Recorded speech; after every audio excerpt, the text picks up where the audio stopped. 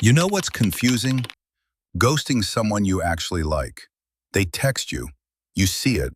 You want to respond. You genuinely enjoy talking to them. But you don't reply. Hours pass, then days, then weeks.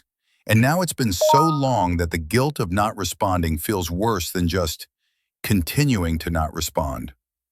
If you've ever ghosted someone you genuinely cared about, a friend, a date, someone who didn't deserve it, you're not cruel.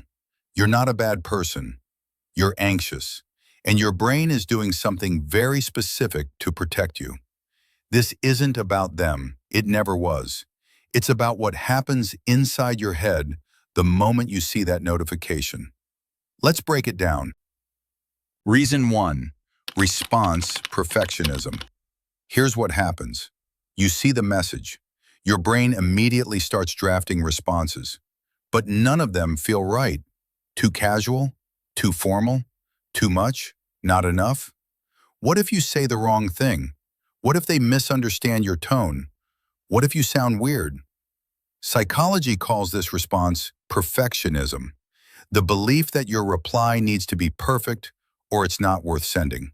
And when you can't craft the perfect response, you send nothing. It's not writer's block. It's social anxiety disguised as perfectionism. Your brain is catastrophizing every possible outcome. If I say this, they'll think I'm boring. If I say that, they'll think I'm too much. What if I use the wrong emoji? What if I don't use any emojis? And while you're spiraling through every possible version of the message, time keeps passing. You'll recognize this because your drafts folder is full. Half-written replies you never sent. Messages you typed and deleted 17 times. You're not ignoring them. You're paralyzed by the fear of getting it wrong. Reason 2.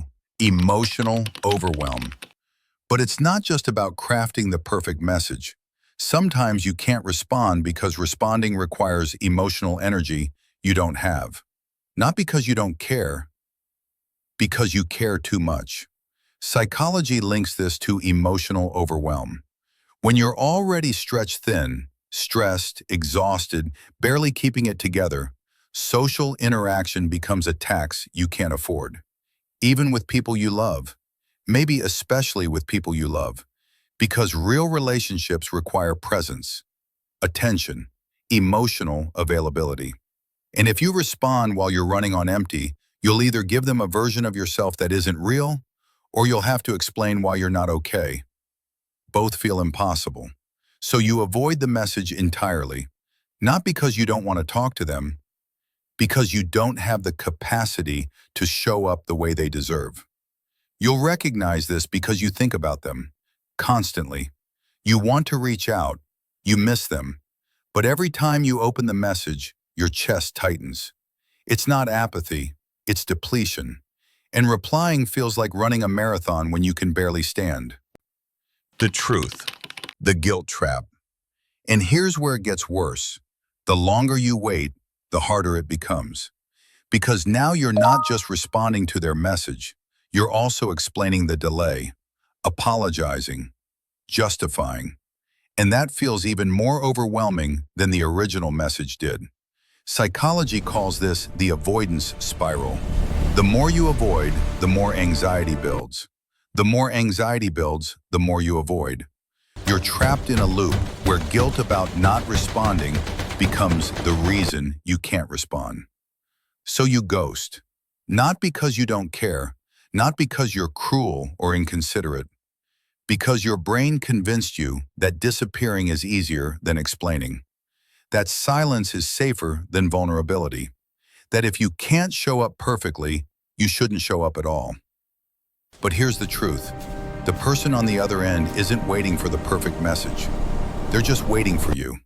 And your anxious brain, it's lying to you about what they need.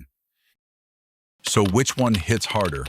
The response perfectionism or the emotional overwhelm? Or are you the person who's been ghosted and finally understands it wasn't about you? If this made you think different, hit subscribe. We go deeper every day. Don't forget to like the video. It helps more people find messages like this. Pattern, explore. Understanding why you do what you do.